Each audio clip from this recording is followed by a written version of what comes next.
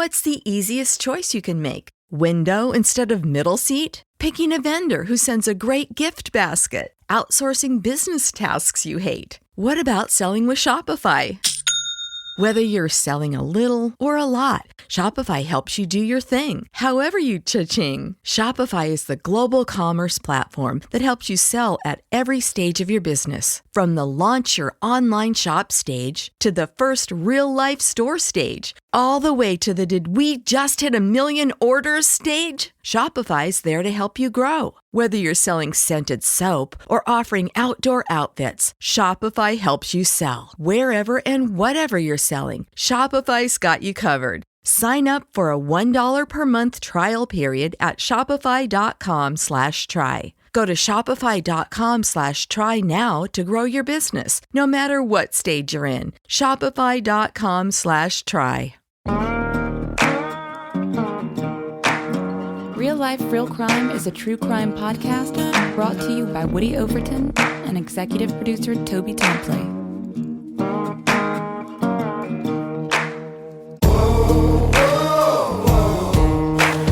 You have the right to remain silent.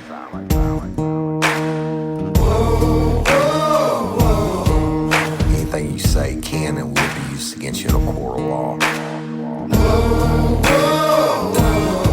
You have the right to an attorney prior to and during any questioning.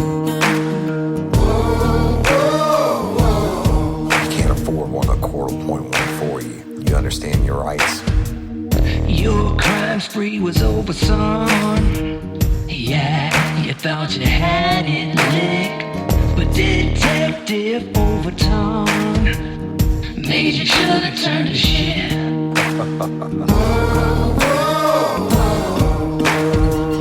Get ready, you're gonna do time. Real life, real crime. Warning. This episode of Real Life, Real Crime, the podcast, may contain descriptions of acts of violence or that are of a sexual nature. It should be for people that are 18 years or older. Heed my warning, people. I do not get the facts of these cases off of the internet or from some television show. The facts we're retelling you were presented to us by the victims of the crimes or the perpetrators who committed the crimes against the victims. My description of the crime scenes are what I saw with my own two eyes. If you're gonna get offended, please turn this podcast off now. Thank you. Hello, everybody, and welcome to this episode of Real Life, Real Crime, the podcast. And as always, I'm your host, Woody Overton. And y'all, today I'm officially beginning a new series, Nanny Not. If you did not listen to the last episode, it was titled Nanny Not, Prelude. Got to go listen to it. Before you listen to Nanny Not, what I'm about to start now, please go back and listen to Nanny Not, the Prelude. And I want to thank everybody for listening. I love and appreciate each and every one of you. Please stay tuned at the end of this episode for some big real life, real crime announcements. So the story I'm going to tell y'all picks up from the Prelude of Nanny Not, and the date's going to be July the 15th, 1994. So when y'all hear the story, it will be almost 27 years to the week that you hear the story that this case happened, okay? That the story began in earnest. So, on this day, July 15th, 1994, it was hotter than shit, y'all, as it can only be in South Louisiana in the middle of July. It would turn out to be a bluebird sky day, and it was just butt hot.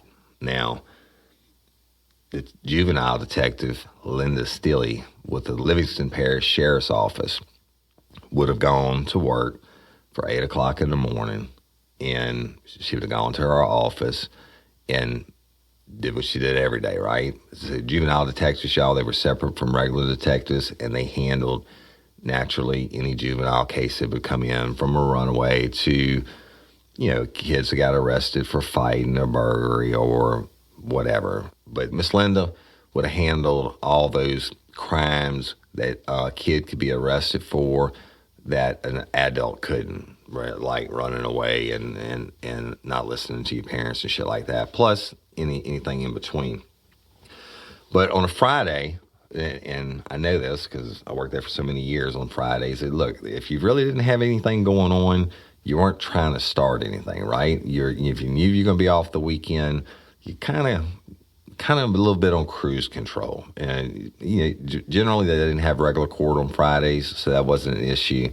That Miss Linda would have got there by 8 and maybe worked on her case file a little bit, or usually, especially juveniles, when they would get there in the morning, they'd have some parents there with their kids and, who weren't listening or whatever. Miss Linda may open the file on, or she may not have. But let me tell you about Miss Linda. I ended up working with her until she retired. I was a detective when she retired, and by that time, Miss Linda was like over evidence and pretty much over the detective's office. She was a senior person there. She was a real quiet lady, but when she spoke, she has you better listen, right? And she I think she was more than fair. I think she liked me. I know she liked me, but she was just a very reserved, proper lady, if you will. But I didn't know when I started out in detectives that she had handled cases like the one I'm about to tell you about. But she was tough, but she was smart, super, super smart. And I can see her now, real pretty, tiny lady with the glasses and the short hair. So she goes in and, goes through her morning routine. And now every Friday, as y'all may remember from the episode Cajun Queen, on Fridays, detectives usually order from a restaurant. Usually it was Charlie's and fried fish. So by 11 o'clock, you put in your lunch order, and some detective went to pick it all up, and you'd sit together and eat. But at 11:09 a.m., the Livingston Parish Sheriff's Office dispatch gets a 911 call from Miss Robin Populous, a white female, and she is saying, my baby is missing. My baby is missing. The 911 call comes in to the Livingston Parish Sheriff's Office dispatch. Now, at the time, y'all, their 911 dispatch was housed inside the jail, not far from the courthouse. Now, in the detective's office, Miss Linda's office, would have been upstairs across the hall from a regular detective's office, which is where I worked. Probably a couple miles away from there. But they get the call, and it is from Robin Populous, who stated that her baby, Matthew Populous, is missing. Now, Matthew Populous is a white male. His date of birth was 9/26 of 92. So he was 22 months old. And of course, she's a frantic mom. And she said, look, my baby's missing from my house on George White Road. I need help. My baby's missing. We think he's been abducted. We can't find him. All right. As a 911 dispatcher, you get a call about a baby like that, especially a baby missing, you want to hope for the best, but you're always prepared for the worst. So they would immediately page Linda. Remember, we didn't have cell phones back then. Page Miss Linda, because she's a juvenile detective, and gave her the call. And it told Miss Linda, hey, look, you need to roll to this residence on George White Road. Got a 22-month-old missing. The mama called in, but it's not her house. All right. So Miss Linda and the detective Pat Haley, and he ended up retiring from the sheriff's office before my time, y'all. But they all around good guys. So she got him to ride with them. Of course, they had marked units respond to it, and there weren't very many of them back that time. Now, George White Road is off of Interstate 12. If you take the Holden exit, you're going on Interstate 12 towards the Tangipahoa Parish line or towards Albany. You leave Livingston, you leave the courthouse, you go up Highway 63, you take a left on the interstate going east. It's 5 miles approximately from when you get on the interstate. The very next exit is for, they call it the town of Holden, but there's no town. The exit is for Holden. You get off on Holden on Highway 442, and you take the right, and almost immediately you take a left on the George White Road. The George White Road, especially back then, when I worked in Uniform Patrol, it was really rural. You had house here, house there, but it ran east to west, just like the interstate did. Basically, from the Holden exit, when you get off and you turn on George White Road, you're following the interstate, but it's pretty close together, but there's woods in between. And you can't see.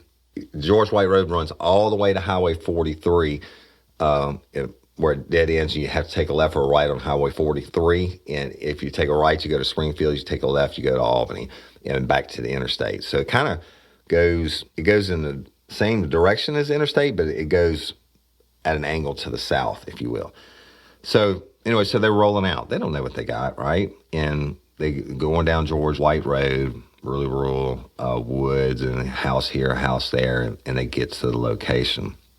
And once they get there, Detective Steele gets out, and Haley get out, and they go in. While they meet Robin Populus, the baby's mama, outside, and she tells them, she said, my baby's missing, and people are out that they're, now, when you pull up to this house, y'all, on the same side of the street, but a little bit distance apart, there's a neighbor on each side.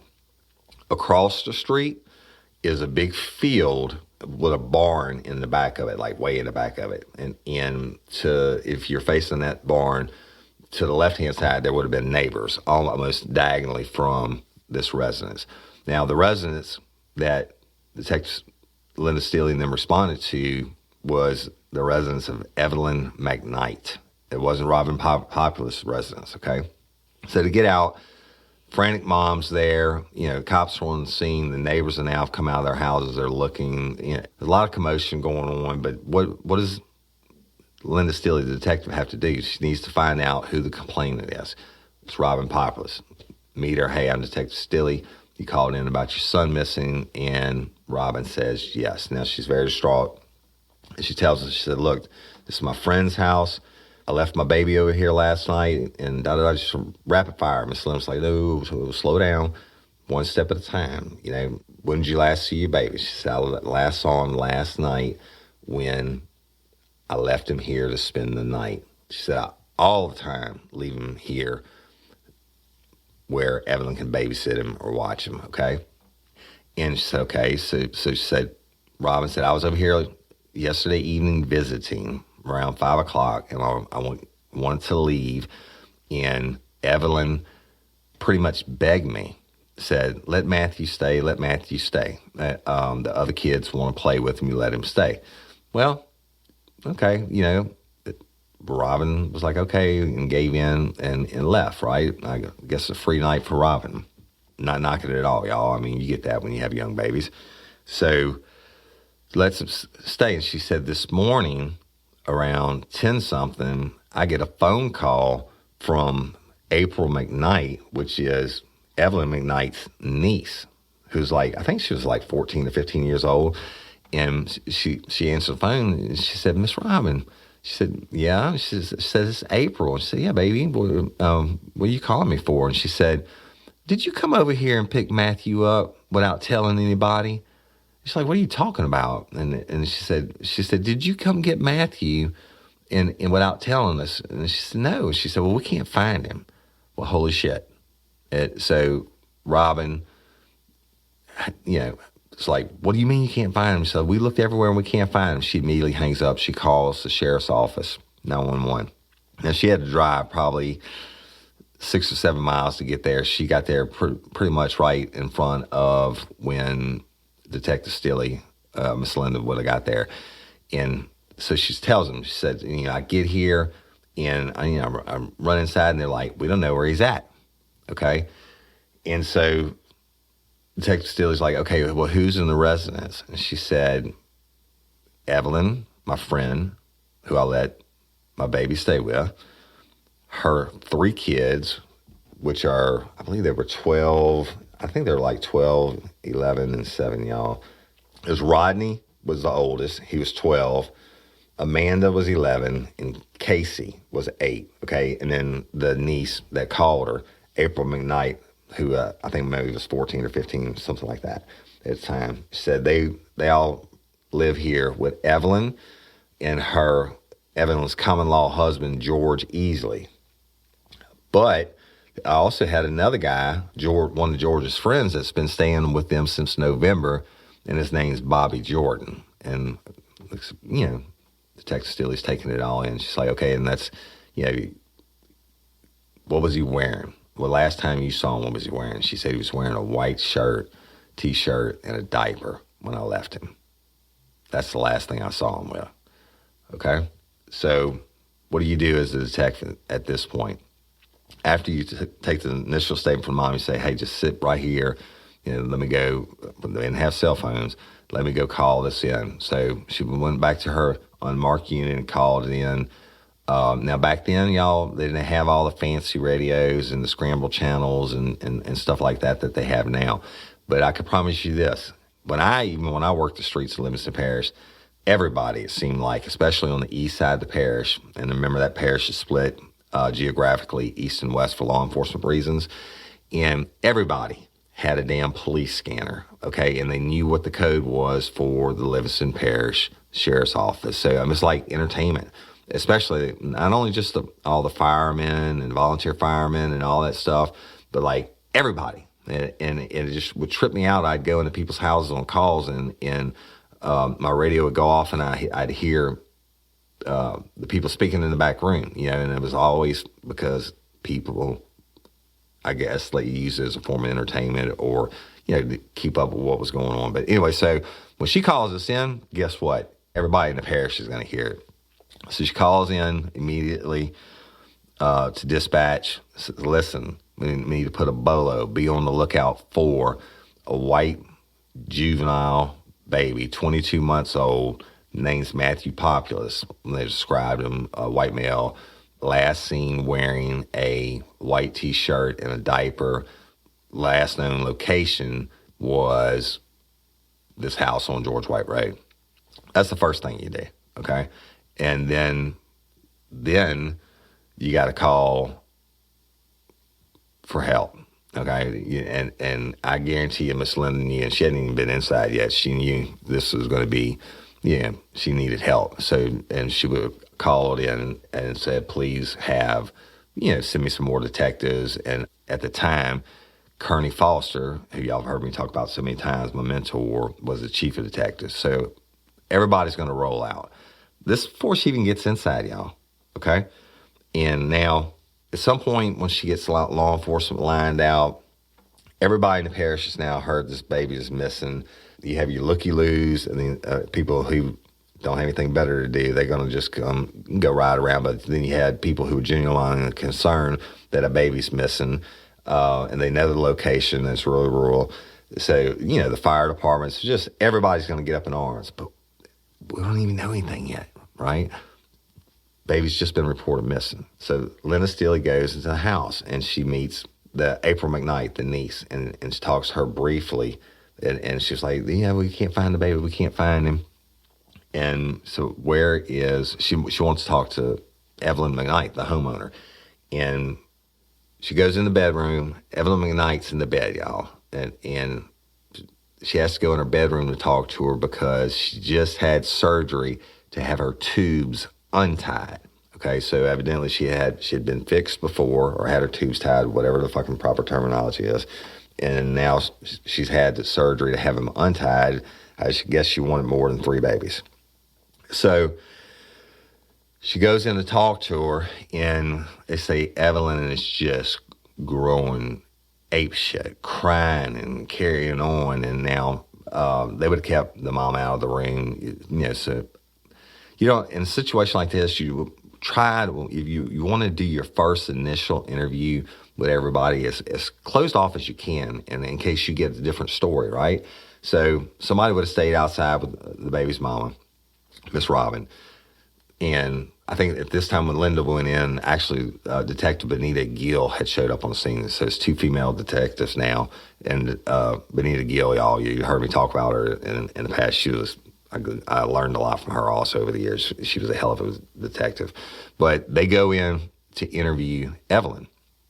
Evelyn's in the bed, crying. She can't get up. She's, oh, God, the baby's missing. That baby was in my care, blah, blah, blah, blah, blah. And so they actually sat on the bed with her to start talking to her, say, it's okay, baby, calm down. Well, look, we're going to find out what happened to where the baby's at. I'm sure the baby just wandered off. Let's just find out. We need to gather some facts so we can start working this and bring the baby home. And so they calm her down a little bit and say, okay, tell me what happened. Tell me, when's the last time you saw the baby? Tell me the whole thing. Just start from the beginning. Evelyn Knight said that Robin had come over the day before and they were visiting. And when she got ready to leave, and she had Matthew with her, the baby, when she got ready to leave, she said, why don't you let Matthew stay? The kids love to play with him. And Rodney and my other 2 love to play with him. And then I got April here also, and she's helping. But her common-law husband, George Easley, was there. And George's friend, Bobby Jordan, is there, right? But it's not the first time, y'all, that Matthew has stayed there. He stayed there so much that they had a crib set up in Evelyn's son Rodney's room for Matthew. It may have been for other babies too, but I know they had a crib set up for Matthew. So she's telling the text, she said, I need to Spark something uncommon this holiday with just the right gift from Uncommon Goods. The busy holiday season is here, and Uncommon Goods makes it less stressful with incredible hand-picked gifts for everyone on your list, all in one spot. Gifts to spark joy, wonder, delight, and that's exactly what I wanted feeling. Hey, y'all, I ordered a super cool piece. It's a candle with a sculpture of LSU's Tiger Stadium on top of it. And each officially licensed laser cut wooden replica features up to 4 layers of detail, creating a bird's eye view of a specific football field, seating section, and more. And every label includes your stadium's name, the team's logo, and school location. And it has a coconut, soy, vegan wax infused with sandalwood smell that creates tailgates and touchdown scent profile, reminiscent of game day. It's invigorating like fresh cut grass and nostalgic like smoke from a pre-game grill, and calming like the crisp autumn air of a new semester on campus. Y'all, I love it. I have it at the base of my TV, and I'm ready to watch the Tigers play on Saturday night, right? Uncommon Goods. Look, when you shop at Uncommon Goods, you're supporting artists and small independent businesses. And many of their handcrafted products are made in small batches. So shop now before they sell out this holiday season. Uncommon Goods looks for products that are high quality, unique, and often handmade or made in the U.S. They have the most meaningful, out of the ordinary gifts anywhere. They even have gifts you can personalize. From holiday hosts and hostess gift to the coolest finds for kids, to hits for everyone from the book lovers to diehard sports fans. Uncommon Goods has something for everyone, not the same old selections you can just find anywhere. And with every purchase you make at Uncommon Goods, they give $1 to a nonprofit partner of your choice. They've donated more than $3 million to date. So to get 15% off your next gift, go to uncommongoods.com/RLRC. That's uncommongoods.com/RLRC for 15% off. Don't miss out on this limited time offer. Uncommon Goods, we're all out of the ordinary. Hey ladies, are you feeling overwhelmed by hormonal changes? Well, you're definitely not alone. There are more than 1,000 hormone disruptors living in our environment right now. It's in your food, your water, the air you breathe, the clothes you wear, your skincare products. They all mess with your hormones.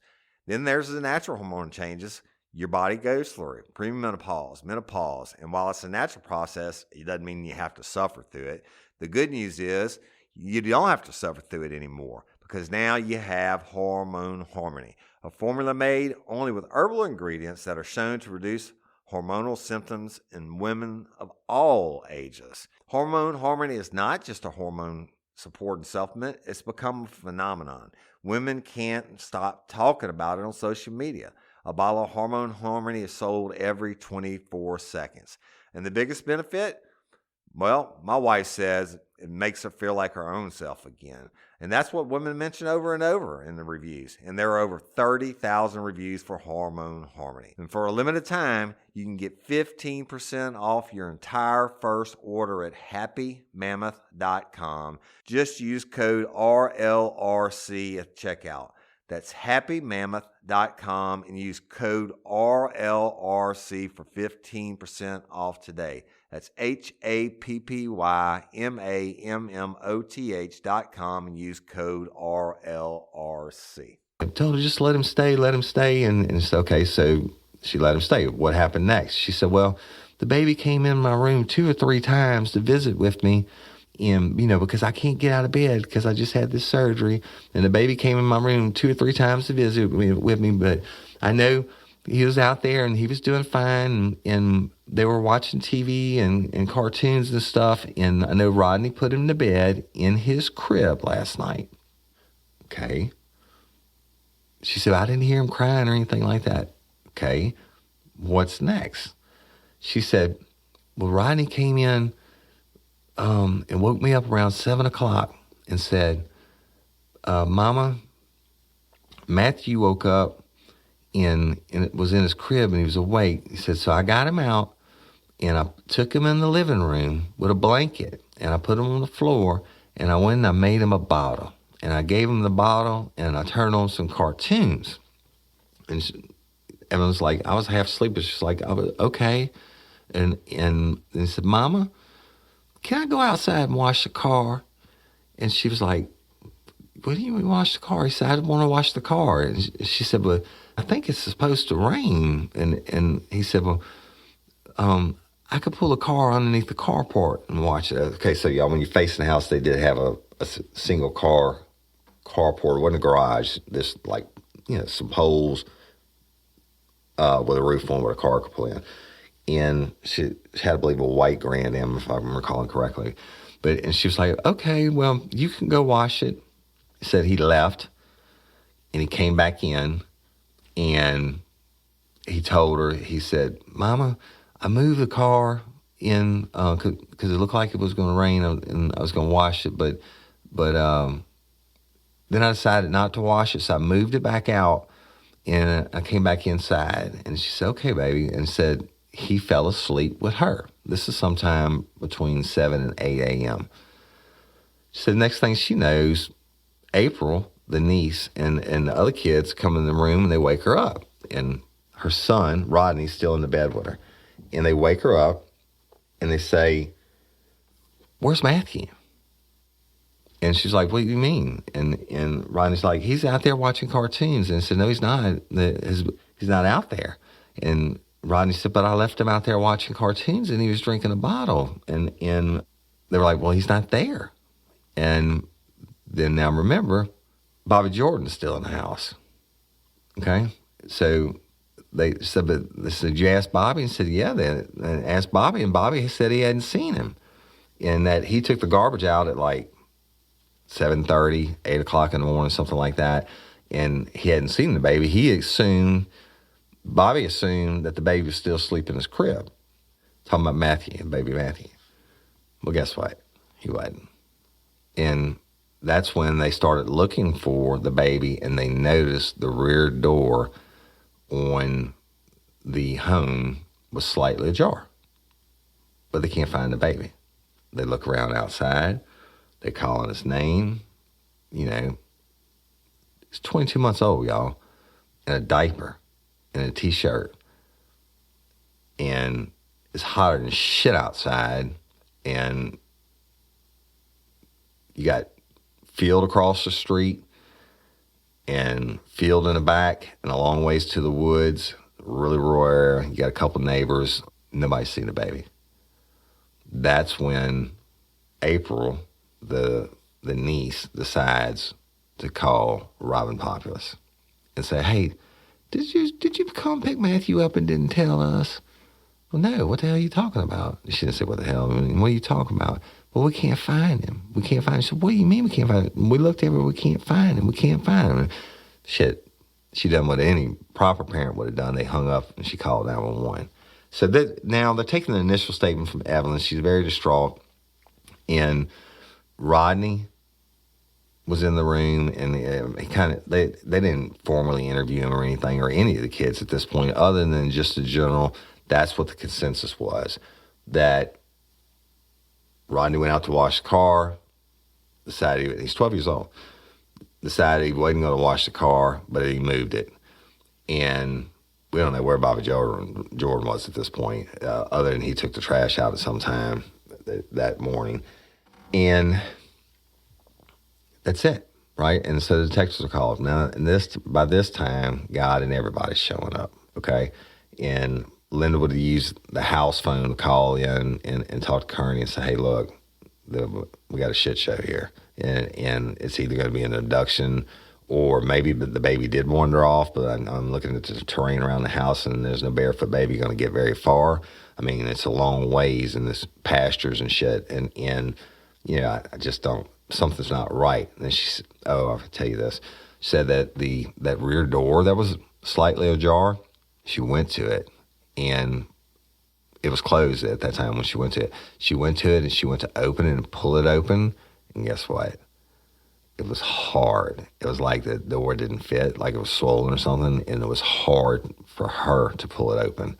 So the notion that a 22-month-old pulled that door open by himself, that shit didn't happen, okay? So she's calling in. She's like, listen, boss, we got a shit show. And either way, either the baby is legitimately missing, and we got to find him because he's going to die in the heat now. And y'all, it's like, by this time, it's noon, and it's like 99 degrees, but with the humidity in South Louisiana, makes you feel like you're underwater where you can't breathe, and the sun's out and it's baking. I promise you the heat index is like 110. So Mr. Kearney then calls Willie Graves, who at the time, y'all, was chief deputy, he was chief criminal deputy. And so Willie has to line out the troops. He knows it's going to be a search for the missing baby. Kearney has to line out detectives.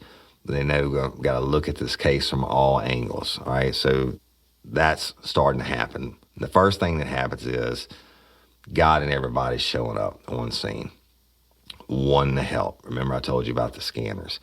And that first day, they had so many people show up. It was Sheriff Graves at the time, or when I learned of the story, when we talked about it, he said that by the time he arrived on the scene, there was cars parked so far up and down George White, you couldn't even find a place to park, all right? That people were coming from everywhere to help search for this baby. Well, what do? You got to organize. You just can't let them go tramping around in case it's a crime scene. I mean, so that's going on. Fire departments have showed up. An ambulance has showed up in case somebody has heat stroke. I mean, now they're doing an all-call for everybody to come. They're organizing a search. That's a big fucking deal, okay? And logistically, it's a big deal because the location, really rural in the middle of nowhere. The heat is a factor. The time is such a huge factor, but you can't let time overrun your investigation and mess things up. But err on the side of caution, the first thing you can do before you investigate the case is you got to see if you can find the baby, right? Maybe it did wander off. Maybe it did go out the door and go across the field or whatever. So everybody's called. All deputies that were off duty were called in. All the fire departments, all these volunteers showed up. Eventually, the news media would have showed up. I'm talking about the local, y'all. Now, this is before cell phones were readily available. Pagers were the thing at the time. Internet, almost non-existent. I can promise you internet service and cell service where they were on Georgia White Road didn't fucking exist, okay? So, but you still, word of mouth, the grapevine, the good old grapevine, shit spreading like fire. Everybody's showing up. So the sheriff's office trying to get a hold on it, and they calling in the state police helicopter. They also calling in blood tracking dogs from Dixon Correctional Institute or Department of Correction, but DCI had the best ones at the time and probably would have been the closest.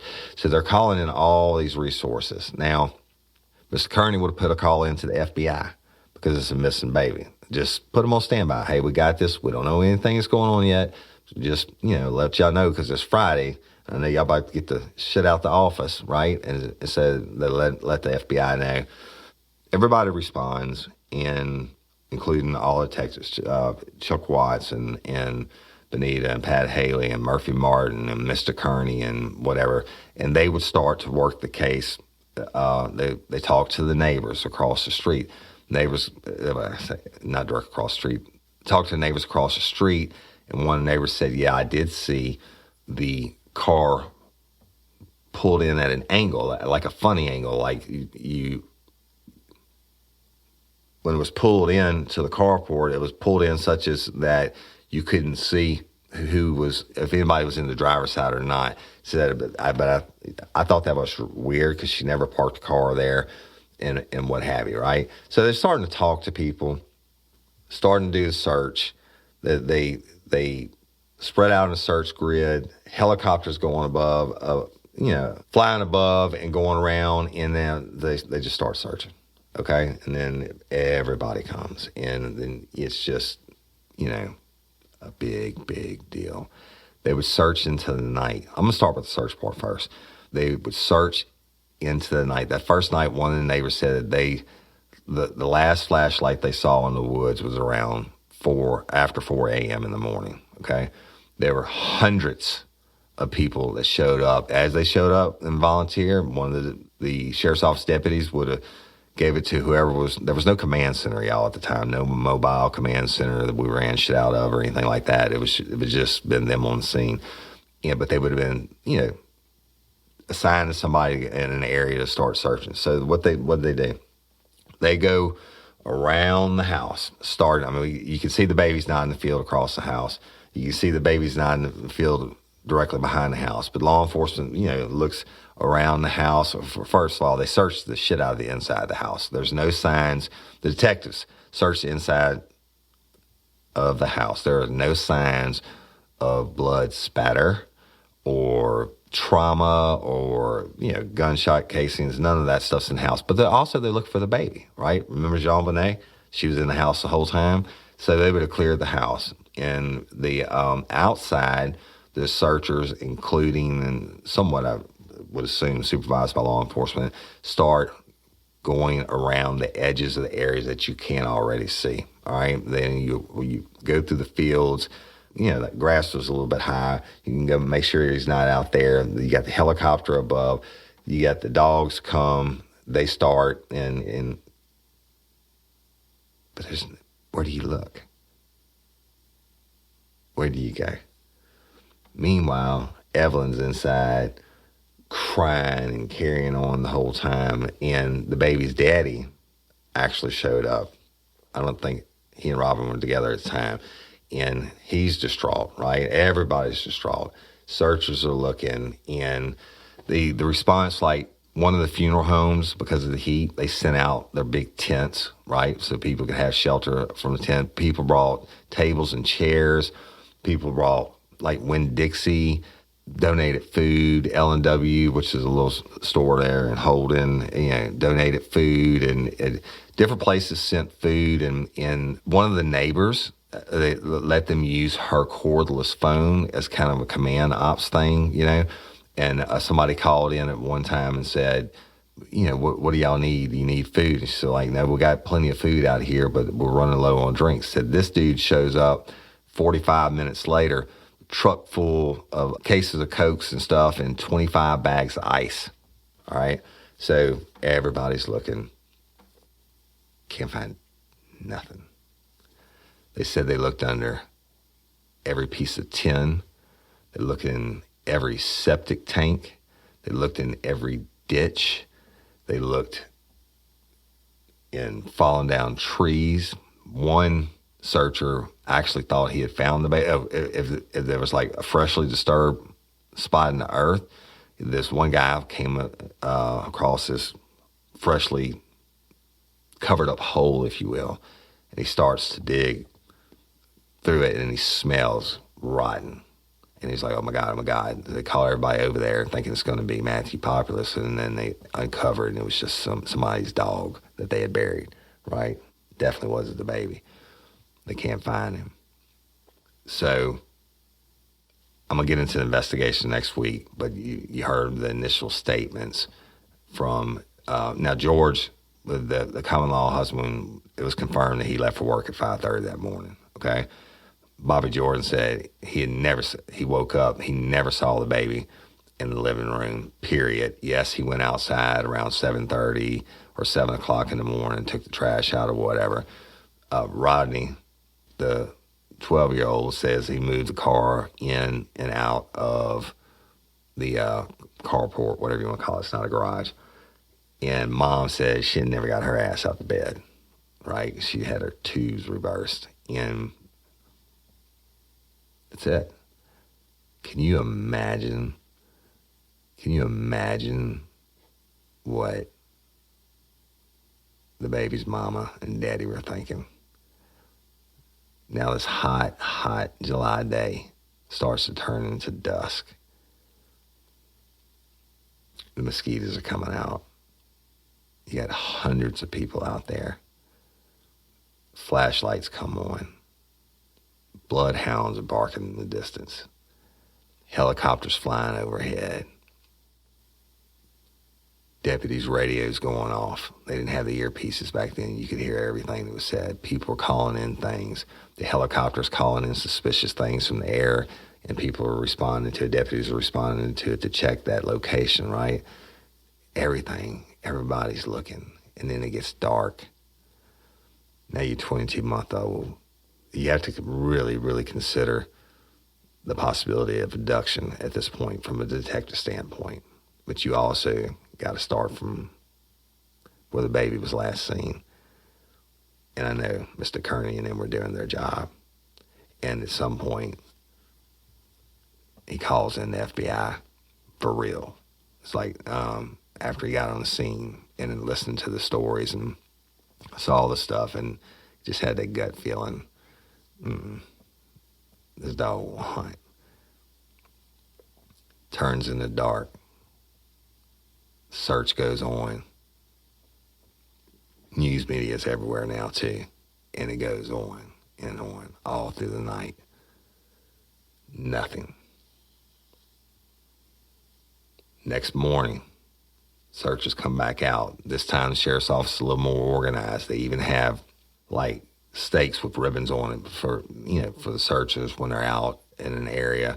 If they've been through an area already, they put the stake in the ground saying that this area has been searched, right? I mean, it's a massive deal, y'all. And that whole area around Holden didn't have as many people as they had out there. They're searching. The next day, not only did they have helicopters and dogs, they had a civil patrol aircraft. They had, Sheriff Willie said they used every resource in looking for Matthew. He said except the space shuttle. But they looked, and they looked. Another hot July day. All day long, the search goes on. Turns dark, nothing. All night long, nothing.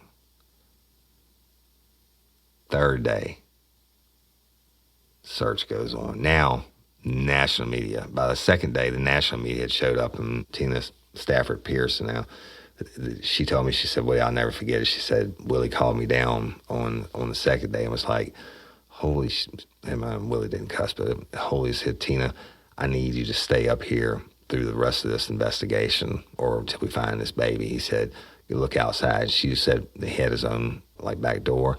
Looked outside around the courthouse. She said there was not a spot available that didn't have a national media news truck in it. The whole courthouse was surrounded.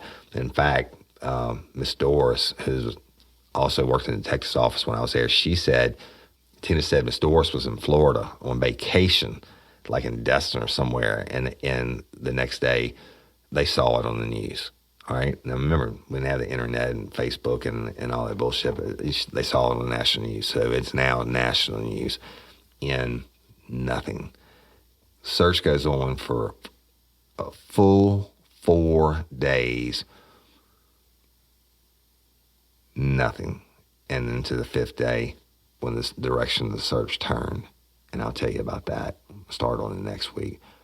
If you can imagine the time, 1994, the heat, the drama, and certainly it just like proven in the flood of 2016 and aftermath of Katrina and stuff like that, the people living in St. Parish are the best in the world as far as I'm concerned. And I know I've been on searches, believe me, like for Kayla Nadell and different ones where everybody comes out and all the businesses contribute stuff and everybody wants to help. And guess what? Sometimes the people that help are the ones that did the damage or were the ones that were responsible for the person, or in this case, baby Matthew Populus being missing. So I have to break the story up into parts, y'all, because I have every single detective report. I have every supplement. I have Miss Linda's original report, the 911 call. I'm going to put all that up as I do it week by week. Hey, y'all, let me tell you about Gobble. All Gobble meal kits are pre-prepped. That means less work for you and less waste in your kitchen. Their meal kits include everything you need so you can save time at the store or just skip that trip entirely. I got the box in and I had 3 different meals. I had a Kung Pao chicken, crispy fish tacos, and a beef bourguignon, however you say it. But let me tell you about the classic beef bourguignon. Look, it came with beef pot roast and a beef broth concentrate, red wine demi-glace, cremini mushrooms, cipollone onions, mashed potatoes, baby carrots, and rosemary thyme butter. It was so easy to make. Literally like 15 minutes it took Cindy. And let me tell you something, and all the dishes were fire, but this thing was like a taste explosion in my mouth. It's just unreal. We've got to spend more time together and more time doing the things we love because everything came in this one single box right to my door. So see what a difference Gobble will make for your household. Right now, they're offering my listeners a fantastic limited time deal. You get $120 off across 4 boxes plus free shipping and free cookies. And let me tell you, those cookies, I ate one that was sin baked and it was delicious. Go to gobble.com/real life. That's GOBBLE.com/real life for $120 off your first 4 boxes. This offer is not available on the home site, so don't miss out. This is genius. It's taste explosions in your mouth like you never had. And I mentioned these documents in passing. I'm going to put them up on the Patreon only page on Facebook. So you'll have that, but I'm going to do it week by week. Now, I want to explain to you why I'm doing it the way I'm doing it. The search, I mean, what if it was your baby, right? And you're having to suffer this whole time. And you don't know if he's abducted. You don't know if he's dead somewhere or whatever, but you damn sure know he isn't alive this long on his own. 5 days, no way. July, middle of July, almost late July now. 3rd week of July, heat, mosquitoes, snakes, it ain't happening. But as a detective, you bet your ass they never stopped working it. But you can only go as far as you can go. And we'll get into that next week. Again, breaking it up in series because this story needs to be told. I can't believe this story. And now y'all gonna go research it, and that's fine. But what you read is not all of the knowledge that I have, okay? I have a whole lot more than what's out there. I have the actual file, the court case files. I have everything.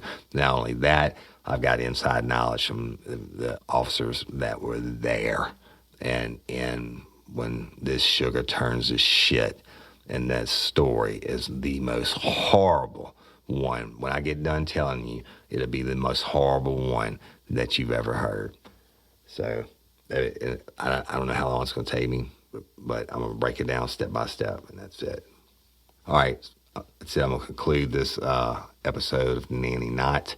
Y'all, I'm raw and unscripted. I did read, through some of the case file stuff, and I've been trying to figure out how to put it together, so just bear with me. Just bear with me, all right? All right, so Real Life, Real Crime. Again, thank you all for liking us and sharing us with your friends and your neighbors and all that. Love continue to grow. It's obvious.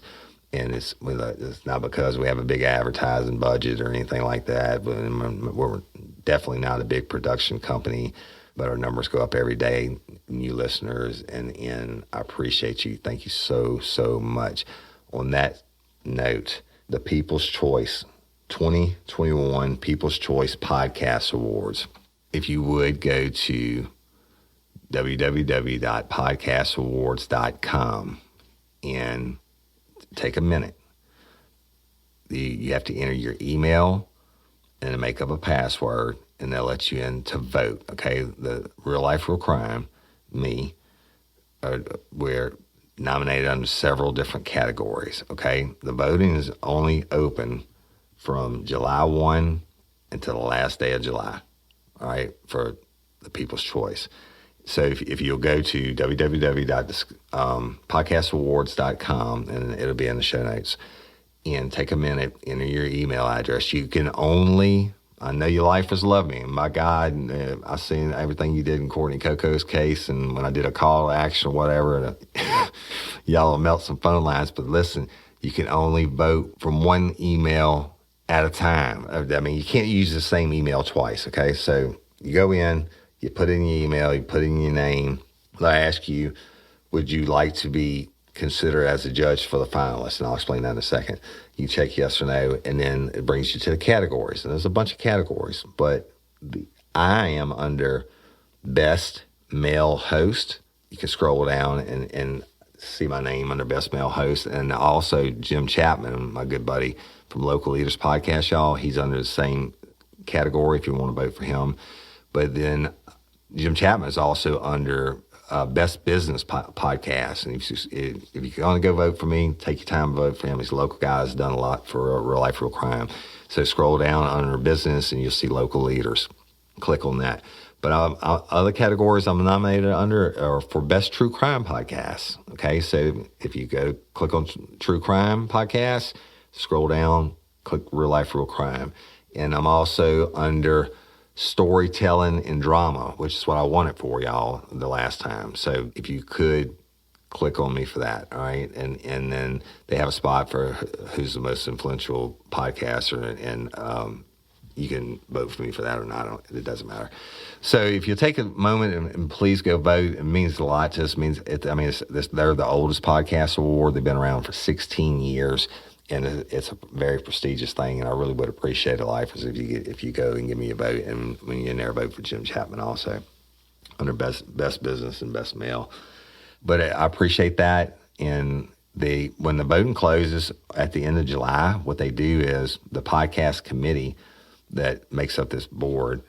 First of all, they're gonna throw out anybody that uses the same email twice. You're wasting your time. And they make sure nobody's using robots or whatever it's called to plug the votes and shit like that. And they throw out anybody that's bad. And then you get your finalists, okay? Now, last time I was nominated in 3 categories, and I made the finalists in 2 of them and ended up winning 1, right? So they're going to come out with the list of the finalists. Well, the public it's not a mass public vote after that point. But when you sign up, remember I told you, they asked you, would you like to be considered for a judge for the finalists? What they do is, I think they take like 2,000 people, random people, out of all these podcasts, y'all, and shit, that's a lot of them. And, podcasts, when I started 2 years ago, there were 800,000 in the world. Now there's almost 2 million. So they'll take 2,000 people or so out of this randomly selected pool, and they ask them to listen to the finalists in these different categories, and they pick the winner. And that's how I won People's Choice before for drama and storytelling, okay? The popular vote got me to the 2 finalists in the independent judges of people, regular people, not podcasters, did it. So anyway, that's it.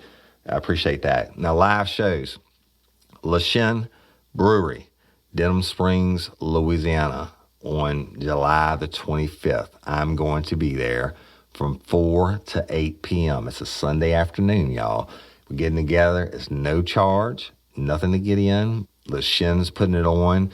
My buddy, Mickey Watson, who owns Buddy's Barbecue. Y'all hear me talk about it all the time. It's my jam. That's my go-to food. They're going to be doing the food. So Le Chien's going to be serving all the world's best. You know, they do everything in-house there. They brew it, they bottle it. You can get it off the tab. They actually can can it for you. If you like something, you can take it home. Great beer. I'm going to be there. Buddy's Barbecue is going to be there. Their food is fire. Mickey Watson, I hope you bring some smoked cracklings for me. But anyway, I'm going to be there from 4 to 8. When the doors open at 4, I'll be there from 4 to 8. If you want to come in and drink a beer with me, take a picture, I'll sign autographs, whatever y'all want to do, doesn't matter to me. I'm going to be there hanging out. We want to pack it with lifers. This is more of a thank you, and I know a lot of y'all didn't get to come to the Crew Bash for whatever reason. Some people couldn't afford it, and I get that. Or you couldn't come. It was Father's Day weekend. I get that.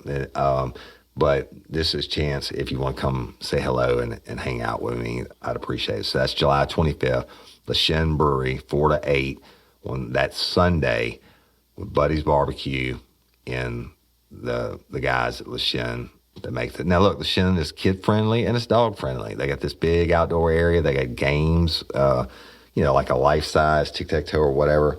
So they're also gonna have live music. So come check it out. It's gonna be cool. August the 14th, Arlington, Texas. Now, y'all, our number one listener base inside the United States, believe it or not, more than Louisiana, is Dallas, Texas. Okay, so we decided to do a show in Dallas. I decided to do a show in Dallas for the people who couldn't make it to the Crew Bash. Now, look, we had a lot. Like 60-something people, I think, from Dallas came to the Crew Bash, which was awesome, but there's a lot more who couldn't come. Well, guess what? When I was talking to one of the lifers about it on Facebook, and I said, look, I'll come to Dallas and do it live, but I just need a place. Well, they said this place, Legal Draft Beer Company, is an awesome venue. They host receptions there and all this stuff. It's kind of like Le Chien that we're going to on July 25th. But this is owned by lawyers, and all their beers are named after different legal things, whether it's court cases or arrests, whatever. But the beer and the wine and the champagne is all supposed to be fine, but it's also supposed to be a really cool place to do a live, intimate show. And this is from the lifers. And so we worked out a deal with them for me to show there. Actually, we're going to be closed that Saturday evening, but they're going to open the doors at 6:30 p.m., are VIPs. There's 75 VIP tickets. So VIPs will get in an hour early and get to choose their seat, okay? And take a picture with me, a meet and greet, and I'll sign whatever. And then the general public, the rest of the tickets, which, y'all, it's a small venue. It's an intimate venue. It's 200 people. So the other 125 get to come in at 7:30. I'm probably going to take the stage about 8:30, and I'm going to do an interactive podcast, and we're going to be drinking, and we're going to have a good time, and I'm not going to have a filter on, and you're going to help me do the podcast if you're in the crowd, okay? And so once I get done, I'm going to get down and sign autographs and do the same thing until they kick us out, period. So, which I think their closing time is 11:30 or something like that. So, but that's Arlington, Texas. We have a hotel room at the Hilton Garden Inn on Lamar. With Real Life Real Crime has blocks set aside at a special rate. It's like $50 off what the normal rate is. I think it's like $129 or something like that. But the code is RLRC. If you book coming in from out of town, we got people already coming from Louisiana to see the show in Dallas or Arlington, wherever you call it. Anyway, so if you want to book a room, I'm staying both nights. We're going to get there on Friday, do some Friday night, I don't know what yet. And then Saturday I'm going to do the show. But Hilton Garden Inn on Lamar, you use the code RLRC and it gives you like $50 off the room, okay? And It's going to be an awesome show. Like nothing you've never seen Woody Overton do before. Then let's fast forward and take it over east a couple of states to Tennessee. Now we got fans all over Tennessee, but Memphis is the first place I'm going to do a live show at, okay? And on September the 25th, High Tones, Hi-Tones. It's rated as the number 2 live music venue to play in the city of Memphis. So those tickets, now you talk about small, I think this one's 150 or 200 people in just all general admission, $35 a piece to get in. I'm sorry, the show in Dallas, Arlington is it's $60 for the VIP. That gets you in the hour earlier. Free headshot also, something for me to sign for you, and the meet and greet, etc. And I think the regular tickets are $35, y'all, but it's eventbrite.com.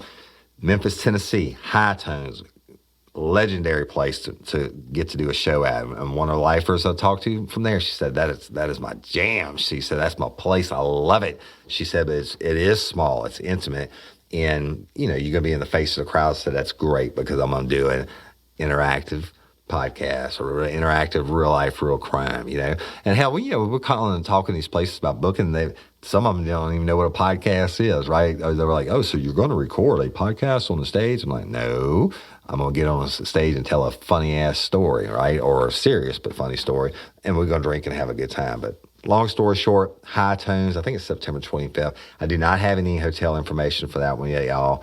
It's a little bit further out. And finally, those tickets, you can buy them right now on Eventbrite. You got to get them because they're already selling. I just did the announcement last night. You'll get this recording in about a week, but I did the announcement last night and we already sold some. But that one's going to sell out fast. Then on the third annual Crew Bash is back when it's supposed to be in February. The Crew Bash, Krewe, that's a Louisiana Mardi Gras term, and that's why when I named the group Real Life, Real Crime, Friends, Fans, and Crew, Krewe, that was because it was a Louisiana term. And we did the first Crew Bash. It was on my birthday. It was to celebrate my birthday, celebrate Mardi Gras, celebrate 1 million downloads, and, me winning, Podcast of the Year award and stuff like that, People's Choice Award. And the second one, I had to put it off because of COVID. Otherwise, it would have been last February when we just had it. We rocked it out at the Texas Club. It was amazing. But we turned around and scheduled this one for February 5th, which is my birthday. And guess what? It's going to be at the Texas Club again, lifers. And that is like the coolest place in the world as far as I'm concerned. It was professional. Everybody had, it was packed. But everybody had a good time and just really, really special. But it's February 5th. But on February 4th, if you buy a VIP ticket, which is going to be $60, on February 4th, we're having a private party. I think we're going to cap it at 150 people, y'all, on the VIP at Happy's Irish Pub in downtown Baton Rouge on 3rd Street, which is right a half a block from the Hilton Hotel, which I've again secured rooms for lifers there. You go to book your room. They gave us a massive discount. It's Mardi Gras time. You got to remember that in winter. So more people are going to be down there. So it was like $20 more than what it was last time, but it's like $60 or $70 cheaper than what their rate is supposed to be at that time of the year. Hilton, fabulous place. All the lifers came in last time to stay there. I mean, I think we had more than 60-something rooms booked out just at the Hilton. So I'm out Friday night, private VIP event. The $60 ticket gets you into that. This time we're gonna keep happy. So instead of having it for 3 hours, we're gonna have it the whole night. And then we're gonna have our own DJ, our own music play. And I'm going to get there. We'll, get to hang out. Last time it was super cool. I got to meet everybody, sign everybody's stuff. And then I got to throw down for a little while before our time ran out. But this time, the VIP event is going to be VIP. And if you're going to stay at the Hilton, use the code RLRC. That's February 4th and 5th. Or you can just say the 5th. On the 5th, The VIP, you're going to get in a half an hour early at the Texas Club so you can get your positioning wherever you want. That's in addition to the private party the night before. And then I'm going to do, everybody's going to get in about an hour later. I'm going to take the stage just like last time. I'm going to do a never before heard podcast and rock the stage. And we're going to do another fundraiser for LOPA. And at the end of my podcast or my show, we'll do the presentation for LOPA. And then I'm going to go upstairs and sign autographs and take pictures like I did last time and then Chase Tyler Band has graced us with doing it again. He's going to take the stage, 2-time Louisiana Music Hall of Fame inductee. If you were there for the past one, you saw the concert, and it's going to be badass. So, y'all, those tickets are on sale. Eventbrite, $40 for general admission, $60 for the VIP. Get them. It's going to sell out. I know it's 7 months away, but I'm just letting you know now. So it's a lot of commercials. I get that. I got to talk about it, y'all. And I got to tell you thank you because I really did mean it from the bottom of my heart. The patron members, I love you. If you can't be a patron member, I get it. Moo, Discord. I'm working more towards that. I love y'all. Also, last but not least, our Real Life, Real Crime app, the beta version. The people that have volunteered to be a part of the testing program, y'all should already be having it. And hopefully by the time you get this episode, or at least the next one, by the time you get it, the Real Life, Real Crime app will be live and active, and it's going to be free. You go to the Apple Store and download it. Why are we doing it? Because we get to bring everything underneath one umbrella. The website, the store, tickets in the future, all that, Patreon, all that stuff is going to be under our own app. And the deal, we're over 35,000 members on one Facebook page. Hell, y'all got like 6 or 7 of them. I can't even really keep up with all the messages from the different places. That's without Instagram and all that. But this app is going to allow me to have everything in one place. And I have professionals in place. If you got a problem with the tier thing, it's going to be handled. And guess what? I'll never have to say again, if we owe you something or schedule your phone call or whatever, this app's going to do it for you. It's all going to be done and all be automated. Plus, we get to have our own page on there. We can say whatever the hell we want to, not get put in Facebook jail. So anyway, that's pretty exciting. I'm very excited. We've been working on that for a long time. A lot of work's gone into it, and it's because we love y'all and we appreciate you. And I've said enough for today. 2 more things. 1, Miss Barbara Blunt, please continue calling your tips. I have not forgotten. I have not stopped. And I just can't tell you what I know, but things are working, okay? Justice for Courtney Coco, as always, and being a hero, be an organ donor. Sign up for LOPA. Go to lopa.org and register to be an organ donor and save lives, all right? And I'm Woody Overton, your host of Real Life, Real Crime, the podcast.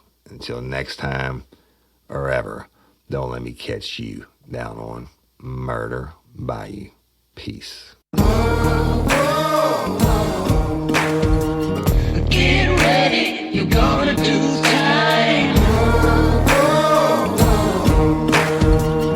Real life, real crime.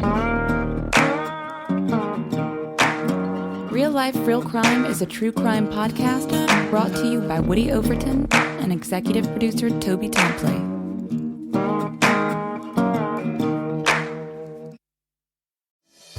Your cardiologist knows your heart, and your mom knows how to mend your heart. Your ophthalmologist helps you see, and your best friend makes you feel seen. A visit to your physical therapist can heal your shoulder, and a visit to your grandma can heal your soul. Your health is a journey you don't take alone. Just like the people around you, all of us at Kaiser Permanente work together to help care for all that is you. Learn more at kp.org. Kaiser Permanente, for all that is you.